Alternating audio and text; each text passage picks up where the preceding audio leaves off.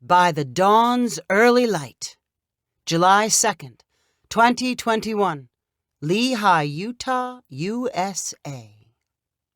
Another explosion of light and sound filled the bedroom window.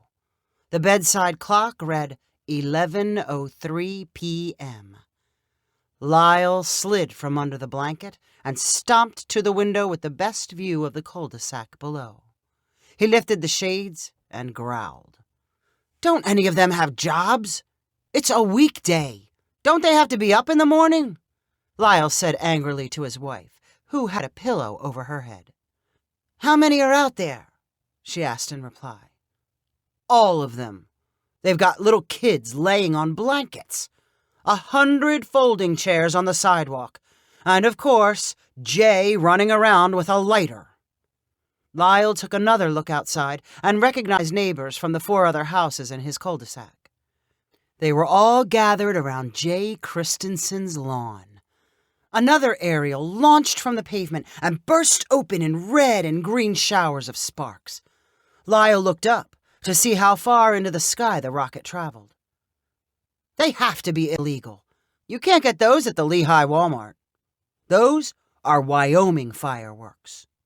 "Maybe he's almost out," said Lyle's wife. "No way. You know how it goes every year. It's like he's got an infinite supply. I could take it if it was only one night, but he's doing it 5 days before the 4th and 5 days after. I need to tell him it's not right." "You said the same thing last year." "Yeah, but all I did was stand up here and complain. I can't be so passive-aggressive. All I'm asking for is a little common courtesy." "You're actually going down there? Maybe it's better to ignore it. If the rest of the cul-de-sac is having a good time, who are we to stop it?" "Then maybe I'll go apologize for not being a part of it," Lyle said sarcastically. He pulled on some sweatpants and slippers and stomped out of the room. The night air was warm. Jay shuffled across his own lawn toward the sounds of laughter and chatter next door. Jay was the first to greet him. "Lyle, how's it going?" Lyle walked toward the voice. He got close enough to distinguish Jay's features in the dim porch light provided by the surrounding houses. Around Jay's feet were dozens of cardboard tubes and boxes, the burned-out remains of previous launches. The air smelled like fire and gunpowder. "You almost done for the night?" Lyle asked, not very loudly. Jay laughed, shaking his big chest and stomach. "It's not that late, is it?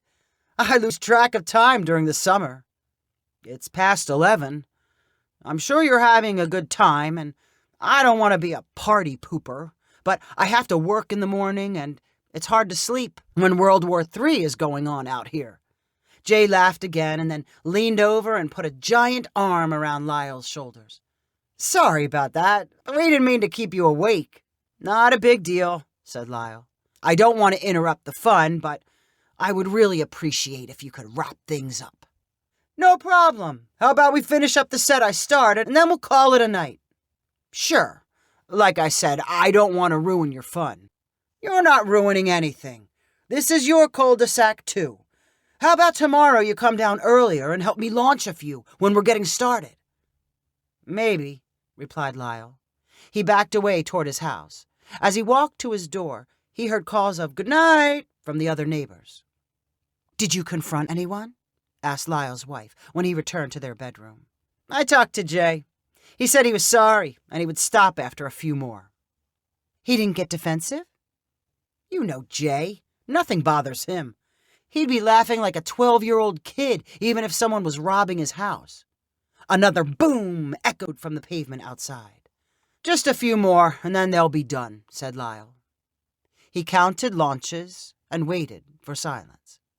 It did not arrive until after midnight.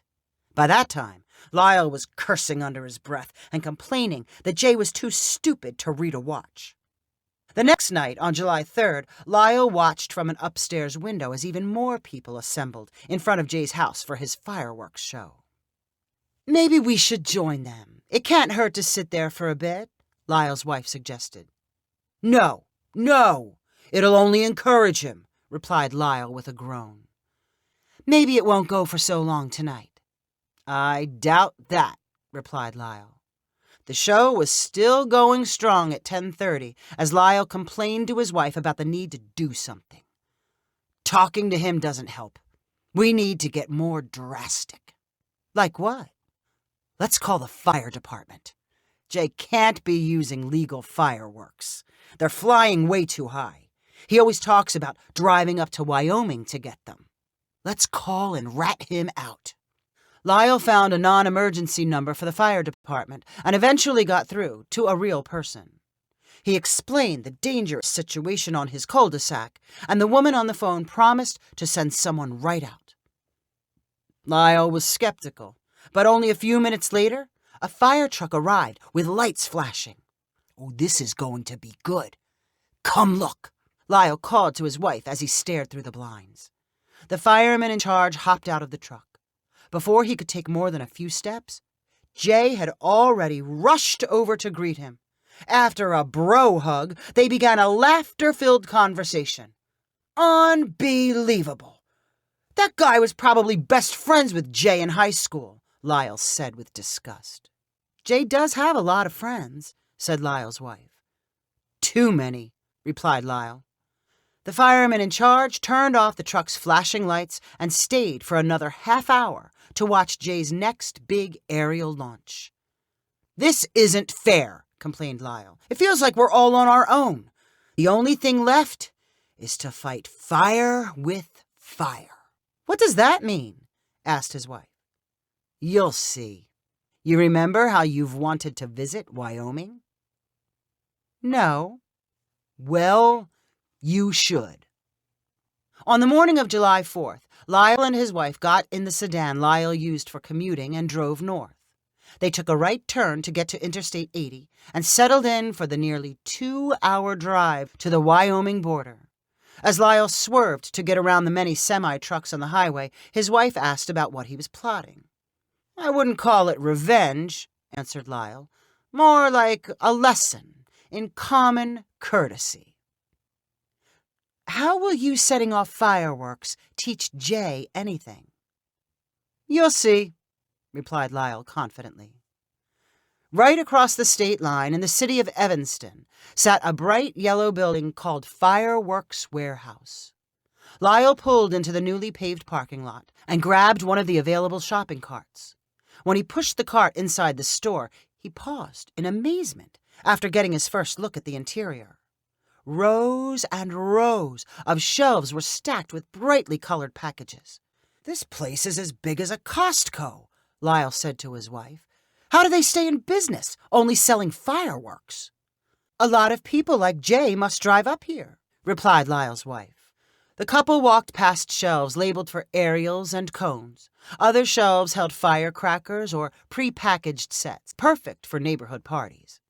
No smoking signs hung everywhere.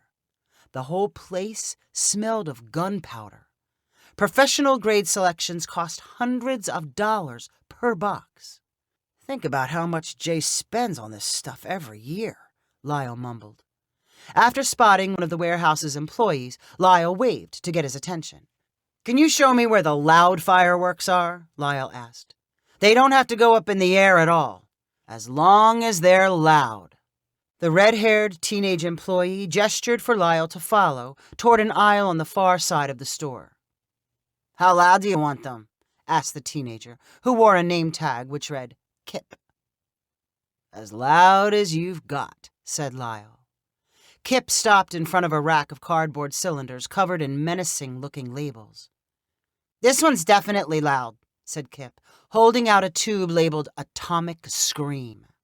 Under the name was the claim, "The last sound you'll ever hear." "That looks good. Yeah, I'll take one," said Lyle, dropping an Atomic Scream into his cart. "This one's good too," said Kip, pointing to a tube called Thunder Strike. The package warned that a storm is coming. "Yeah, if it sounds like thunder, put it in the cart," said Lyle. "And check this one out," said Kip, holding out a package labeled with "The Devil's Whistle, Summon the Demons of Hell." Lyle nodded and grinned. Kip added more tubes with names like bloody ears, jet engine, and sonic boom. They promised to rip through space and time and blow up your eardrums. Lyle giggled as he paid for his selections and then piled them into the back seat of his car. He could already picture in his head the courtesy lesson he was about to teach. That night, the party around Jay's house also included a barbecue and music blaring from portable speakers. Jay switched from rock songs to patriotic music as the sunset faded and his first aerials hit the sky. "Enjoy it while you can," Lyle mumbled to himself from his upstairs window, sounding a lot like the Grinch looking down on Whoville. "Let's see how much you like fireworks in the morning." Lyle shoved earplugs into his ears and crawled into bed. He needed a good night's sleep for the morning's special operation. Lyle was still wearing the earplugs at 6 a.m. when his alarm went off. He barely heard it through the insulation packed into his ears, but he fumbled out of bed and put on sweatpants. "You better plug your ears," he said to his wife when she rolled over and asked him what was going on. Lyle bounded downstairs and grabbed a box of matches. Then he hurried to his car for an armful of the ear-splitting Wyoming fireworks. He ran right into the middle of the cul-de-sac and dropped his load. Empty cardboard containers from the previous night's celebration sat on the sidewalk in front of Jay's house. "Time for some payback," Lyle whispered to himself. He looked around at the houses surrounding him. Nothing moved. The only slight sounds came from a few tweeting birds and distant traffic. Lyle reached for the atomic scream and set it upright on the pavement. He uncovered the fuse near the base and picked up his box of matches. With a match in hand, Lyle took another look around. He was about to shatter the silence. Would every one of his neighbors stream out of their houses and yell at him for being a jerk? Was he prepared for that? He had to live next to these people. What was he going to say? The most obvious way to react was to mimic Jay, laugh, and tell them it was all a friendly joke and part of the 4th of July fun. If they were smart, they would take the hint and show some restraint in the future. Lyle had convinced himself lighting Atomic Scream was the right thing to do. He struck the match, held it under the fuse, and watched a little spark snake into the cardboard container. Squeak! Lyle pressed his palms against his ears, but the sound at his feet was still the loudest he had heard in his life. For a solid minute, it felt like the world was ending. Lyle unconsciously backed away from the noise until he was standing on his lawn, and then the world went quiet again. Lyle looked around. There was no motion from any of the houses, not even a peek out a window. "Not loud enough for you, huh?" Lyle said to himself. "No big deal, huh? Let's see how you like Thunderstrike." Lyle set up the next cardboard cylinder and lit the fuse. He automatically backed away this time, but when the first boom reached him, he felt it in his bones. His legs went weak, and he sunk to his knees, holding his ears. Boom! Boom! Boom! Lyle looked around frantically. At least one of the neighbors had to believe they were under attack, or a gas truck had exploded. But no one came outside.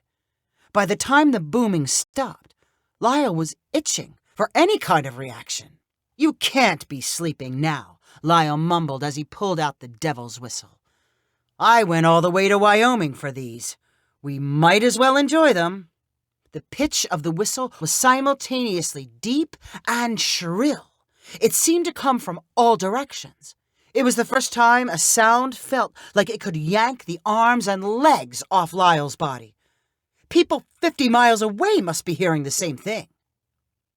While the devil's whistle was still going, a fire truck sped into the cul-de-sac. Its siren was blaring, but the noise was drowned out by the whistle. A man jumped out of the cab and jogged toward Lyle. He looked familiar. "What are you doing so early in the morning?" shouted the fireman as soon as the whistle stopped. Lyle lowered his hands from his ears, completely flustered. Well, just playing a little joke with my neighbors." The fireman's annoyed expression softened as he looked around and said, "This is my friend Jay's neighborhood." "Yeah, he should be coming out any second," said Lyle. "I don't think so," said the fireman. "Last night I got a text from him inviting me down to the lake. He said he and all his neighbors were talking off in the middle of the night. Kind of crazy if you ask me, but you know Jay." "So he's not here? No one's here? I guess the joke's on you. So tell me, are those fireworks legal? Where did you get them?" "Wyoming," Lyle said sheepishly. "I'm sure they're against one code or another. But I tell you what, since you're a friend of Jay's, I'll only give you a warning instead of a ticket." Lyle was smart enough not to say anything more than, "Thank you. Stay safe and no more fireworks, okay? And tell Jay hi for me when he gets back." Lyle watched the fire truck disappear and then gathered up his firework remnants. "I'm making your favorite French toast for breakfast," Lyle's wife said to him when he walked inside. "You teach any lessons?" "Only to myself," Lyle replied miserably. "Stay out of Wyoming and never try to teach Jay anything." If you enjoyed this story, please rank it on the website 500ironicstories.com. Please subscribe on the website to get weekly updates as new stories are posted. And please share with friends using the convenient links available.